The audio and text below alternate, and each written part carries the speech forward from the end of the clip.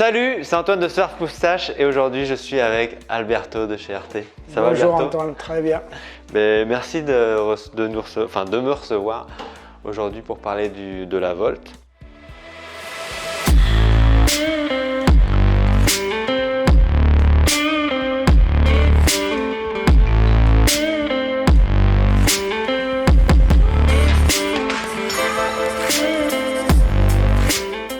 Bon, avant de démarrer la vidéo, surtout n'hésite pas à t'abonner en cliquant sur le petit bouton s'abonner juste ici et en activant les notifications. Super important pour être au courant de la prochaine vidéo.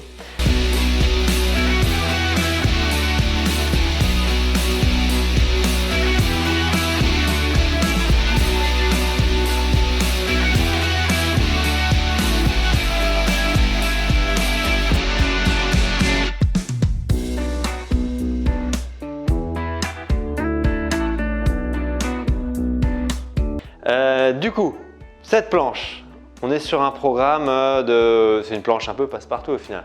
Exactement, c'est une planche qui n'a pas le look de comment on la ressent. Ouais. En fait, en voyant comme ça de premier abord, on peut avoir l'impression que c'est un modèle petite vague, que c'est un modèle plutôt glisse facile, surf à plat, vague molle. Ouais. Ça peut l'être. Mais en fonction des codes qu'on choisit, on peut la faire devenir un modèle de remplacement d'un shortboard classique performance.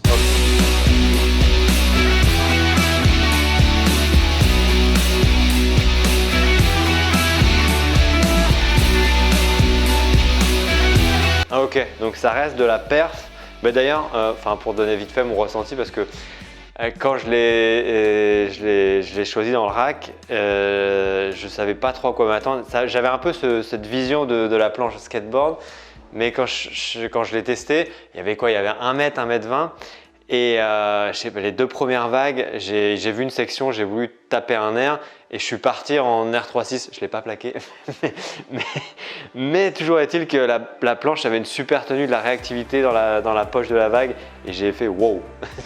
Je m'y attendais pas, enfin c'était bon premier feeling et après j'ai vraiment kiffé les autres sessions qui ont suivi avec. Donc ouais, cette approche perf, tu la sens dès que tu mets… Tout à fait, en fait il faut comprendre que, juste pour parler du shape, de ce qu'on peut voir au premier abord, les tails et les noses très larges peuvent donner cette impression de planche de petite vague un peu encombrante, un peu fat. Ouais. Or, l'idée, c'est pas d'avoir un tail large, c'est de prendre une planche beaucoup plus longue, un shortboard classique, et couper l'arrière et couper l'avant, de manière un peu schématique. D'accord. Et en faisant ça, on replace les appuis du surfeur à un endroit où le pilotage de la planche devient beaucoup plus efficace. Ok, donc au final, parce que sur la planche, tu gardes une ligne d'oreille assez droite, ce qui te permet de conserver du coup de l'accroche dans tes courbes, mais après, le fait qu'elle soit vraiment courte, tu as cette maniabilité. Exactement, l'idée c'est un peu ça. D'accord, parce qu'au final, là, tu as quand même du volume, enfin, tu raccourcis, mais tu gardes quand même du volume entre tes 2 pieds. Tout à fait, en fait, le maximum sous la poitrine. L'idée, c'est que ce type de shape favorise un placement naturel, puisque la planche est courte et la répartition du volume fait que le travail de shape a été pour pouvoir donner de la vitesse, de la maniabilité et de la tolérance. Parce que si la planche elle va très vite, elle est très maniable, mais dès qu'on l'utilise un peu à mauvais escient, on ne pousse pas au bon endroit, elle plante ou elle s'arrête, c'est pas non plus un bon résultat. Là, en l'occurrence, tu sens que tu as de la relance avec la planche et de la prise de vitesse. Enfin, tu sens que tu as quand même ce volume sous les pieds.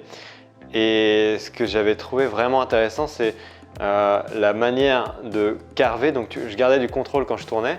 Et après, j'ai eu plusieurs fois cette situation où j'arrive, j'envoie un carve et direct la vague ferme, paf, je remonte et je tape un 3-6 juste sur la mousse et ça tourne directement. Tu as cette balance, enfin je trouvais que tu avais cette balance entre accroche du rail et pivot, enfin vraiment maniabilité. Tu peux jauger en fait. Tu peux un peu, en fait, déjà la superficie de glisse donne beaucoup de vitesse. J'ai dû un peu trouver les solutions dans la partie avant pour que la planche ait cette glisse, c'est un trait de rocker qui te donne beaucoup de glisse et de facilité sans que ça plante. Ouais. Donc la partie peut-être la plus délicate de la planche, c'est les tiers avant, ou disons la partie juste avant les pieds avant. Et L'autre subtilité, c'est la carène, comme elle est dessinée, par rapport à la largeur de la planche, et les placements de dérive, qui est vraiment spécifique à ces modèles. Et d'ailleurs, si on regarde du coup la carène de la planche, donc on commence, il me semble, par un V à l'avant. Alors, à l'avant, il y a un V.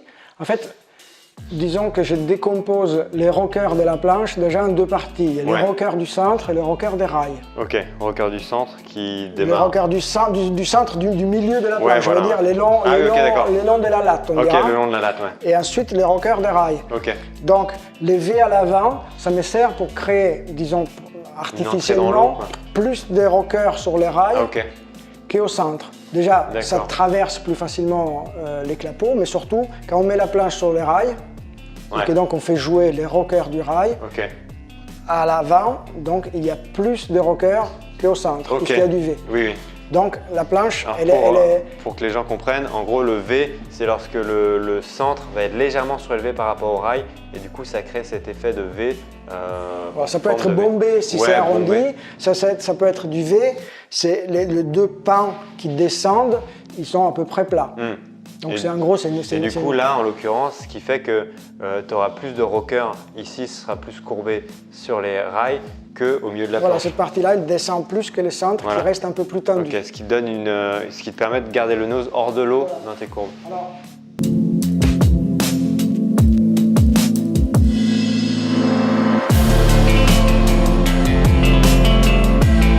cette spécificité-là, plus les rails qui sont extrêmement arrondis et dont l'apex est très haut, permet à toute cette tiers avant de vouloir rester hors de l'eau. Donc on peut y aller franco, avec sérénité, on peut pousser sur l'avant de la planche sans avoir problème d'enfoncement, et c'est ce qui donne beaucoup de tolérance et de sincérité à ces shapes. Ok, et ensuite Ensuite, on suit les cours de l'eau.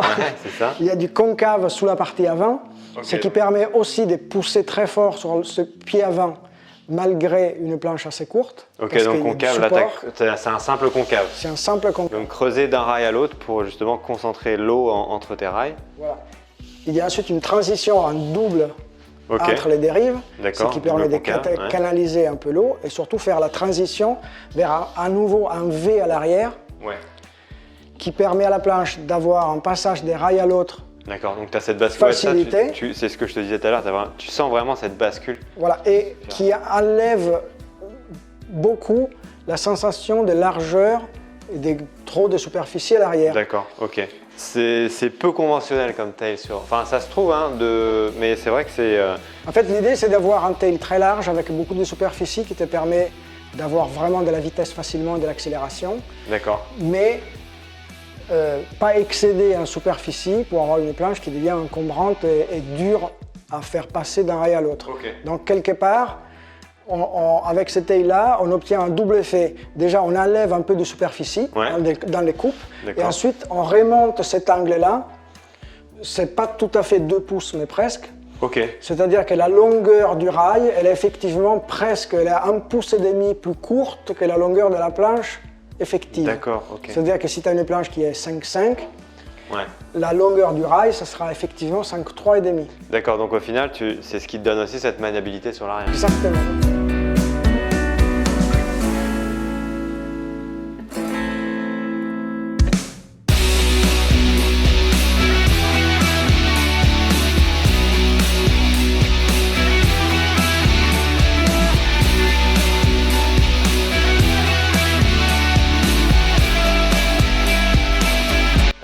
Là, du coup, au niveau des dérives, on a un possible montage en quad ou en thruster. Thruster. Pour être honnête, je l'ai surfé en quad et j'avais surfé la Spicebox qui, elle, était en twin. Et là, j'ai senti que j'avais plus d'accroche parce que moi, j'appuie beaucoup plus sur le pied arrière et c'est ce que j'aime, en fait, vraiment pousser.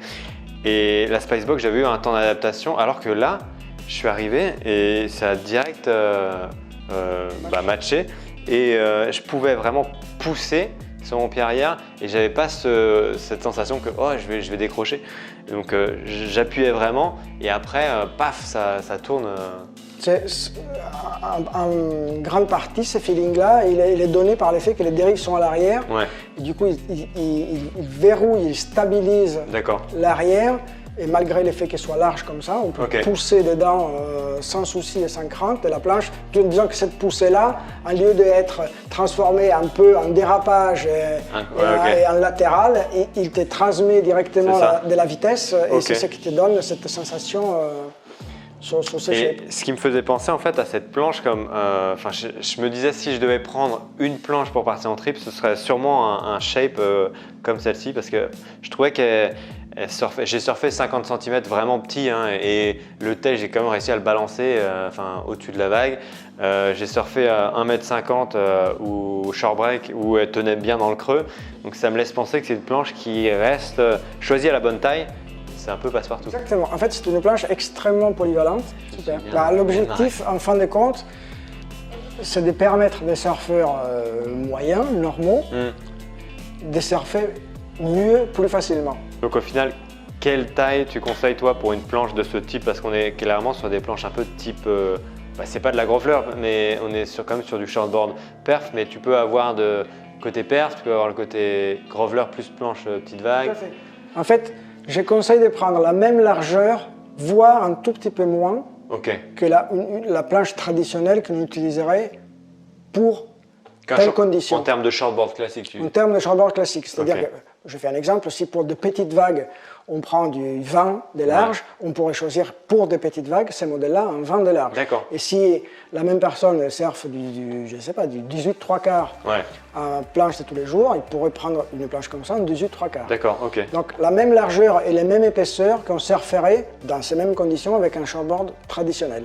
En revanche, en longueur, moi je conseille de prendre entre 3 et 5 pouces de moins. Honnêtement, c'est vraiment cool comme feeling d'avoir ce côté skatepark dans une vague en fait, parce que tu vois des rampes, tu sais que tu peux y aller. J'ai une session où c'était une droite avec des petites rampes et à chaque fois tu pouvais tenter un air. Ça te colle. Ça c'est la vitesse aussi qui te donne, qui oui, t'ouvre des perspectives sur la vague. Parce que sans vitesse, on ne fait pas grand chose. Ça te donne envie d'être plus créatif. Celle-là, elle est disponible en 3 constructions? Elle est disponible en PU classique. C'est ce qu'on conseille pour les versions, disons, pour surfer des vagues plus consistantes.